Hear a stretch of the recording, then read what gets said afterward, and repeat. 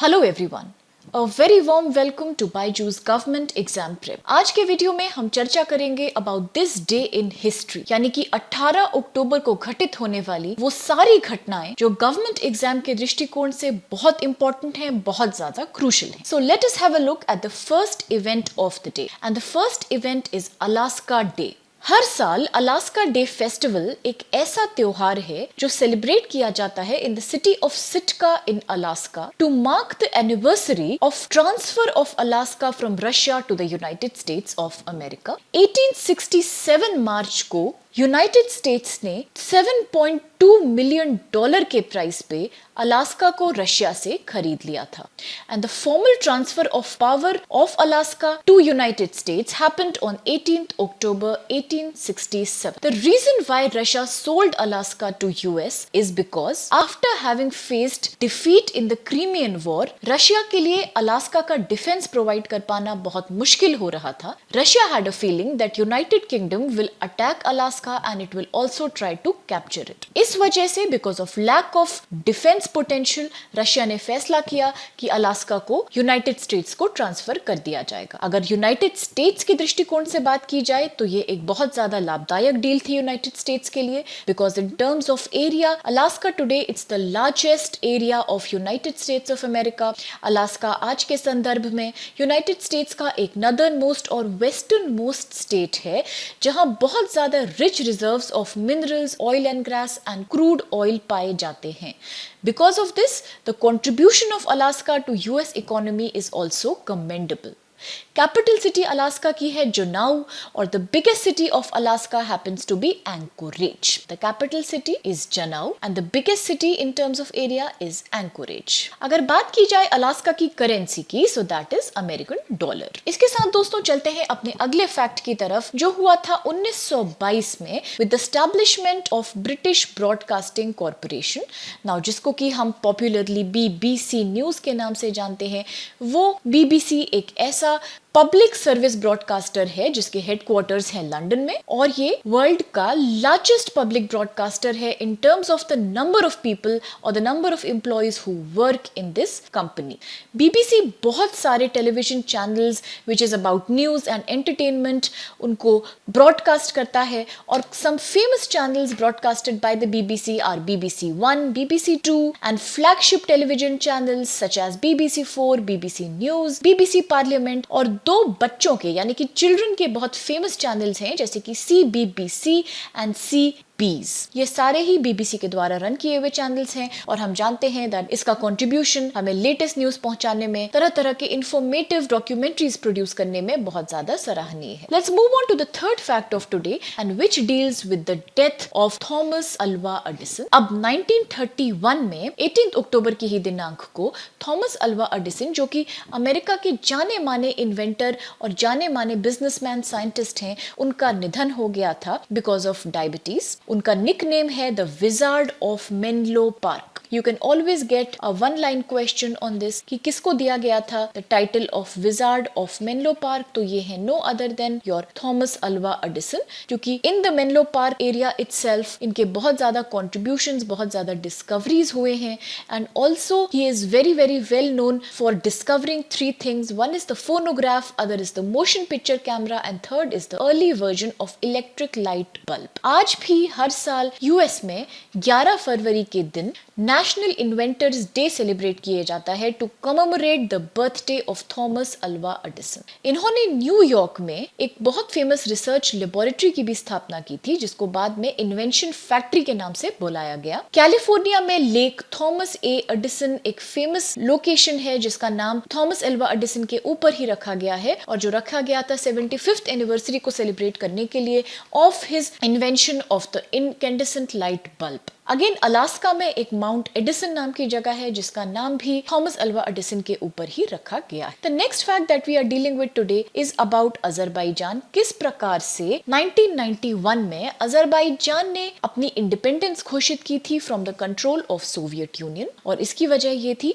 कि Soviet army के द्वारा कुछ वायलेंस और मैसेकर के केसेस पाए गए थे जनवरी 20 के आसपास इन द ईयर 1990 अजरबैजान की राजधानी बाकू में। इस वजह से लोगों का विश्वास बिल्कुल उठ गया सोवियत के कंट्रोल से and they wanted to move towards a separate statehood, a separate independent status. और इसीलिए अगस्त 30, 1991 में अजरबैजानी पार्लियामेंट, जिसको कि अल सोवियती के नाम से भी जाना जाता है, अल सोवियती ने एक डिक्लेरेशन अडॉप्ट किया which was the declaration on the state independence of the Republic of Azerbaijan.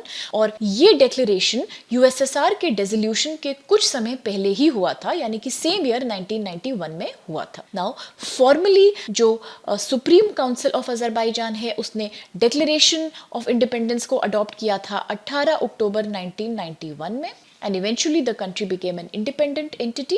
आज की डेट में अजरबैजान एक ऐसा देश माना जाता है जो साउथ कॉकेशियन रीजन में है, यानी कि somewhere between western Asia and eastern Europe. Capital जैसा कि आप जानते हैं बाकू है and the currency of Azerbaijan is Azerbaijani manat. Recently Azerbaijan is also in news because of its ongoing conflict, उनका जो विवाद चल रहा है with Armenia over the disputed territory of Nagorno Karabakh. Having said this, let's move on to the next fact of today which is about Saudi Arabia की किस प्रकार 2013 18 अक्टूबर के दिन ही सऊदी अरेबिया वो पहला ऐसा देश बना जिसने यूनाइटेड नेशन सिक्योरिटी काउंसिल में नॉन परमानेंट मेंबरशिप को ठुकरा दिया, यानी कि एक्सेप्ट करने से मना कर दिया। The reason why Saudi Arabia refused to accept the non-permanent membership of UNSC is that Saudi Arabia felt that the role of United Nations Security Council has not been sufficiently positive in trying to control the Israeli-Palestinian conflict or in trying to control the war in Syria। इन सभी नाकामियों की वजह से Saudi Arabia ने उचित नहीं समझा UNSC में मेंबरशिप को स्वीकार करना। अगर बात की जाए UNSC के बारे में थोड़ा सा और डिटेल में, सो वी नो कि ये यूनाइटेड नेशंस का एक बहुत प्रिंसिपल ऑर्गन है और इसके हेडक्वार्टर्स हैं न्यूयॉर्क में which is in the US. अगर बात की जाए कितने हैं परमानेंट मेंबर यूएनएससी के, so it has total 5 permanent members with China as one of the members, US is one of the members, United Kingdom as one of the members, France as another member and then Russia as another member। So these 5 are the permanent members of UNSC। लेकिन इसके besides भी कुछ non permanent members भी elect किए जाते हैं general assembly के द्वारा for a period of 2 years।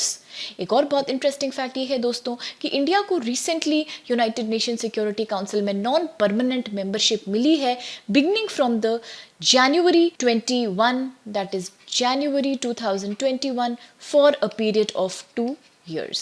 अगर सऊदी अरेबिया के बारे में थोड़ी और चर्चा की जाए तो हम सब जानते हैं कि सऊदी अरेबिया को officially kingdom of Saudi Arabia कहा जाता है। वेस्टर्न एशिया में स्थित ये देश जिसकी कैपिटल रियाद है और जिसकी करेंसी है सऊदी रियाल, ये एक एब्सोल्यूट मोनार्की है, यानी कि आज भी यहाँ मोनार्की का ही रूल चलता है। सऊदी अरेबिया एक एक्टिव और founding member of United Nations भी है और it is also a member of Gulf Corporation Council, of Organization of Islamic Corporation, of the Arab League and of the Organization of Petroleum Exporting Countries। इसके साथ हम आज के facts को समाप्त करते हैं, लेकिन सेशन को क्लोज करने के पहले it's important to have a look कि कौन से क्वेश्चंस आज हमारे पास हैं। तो पहला सवाल है when is Alaska day celebrated in America.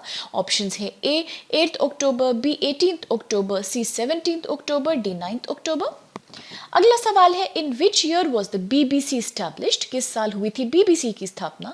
A 1922, B 1924, C 1947 and D 1906। Third question कहता है which day is the national inventor day in America. A 11 Feb, B 18 October, C 12 Feb या फिर D 19 October. I am sure अगर आपने video ध्यान से देखा है तो इसका आंसर गेस आउट करना आपके लिए बहुत इजी है। अगला सवाल है कौन सी है अजरबैजान की वो राजधानी जो कि अभी न्यूज़ में है आजकल।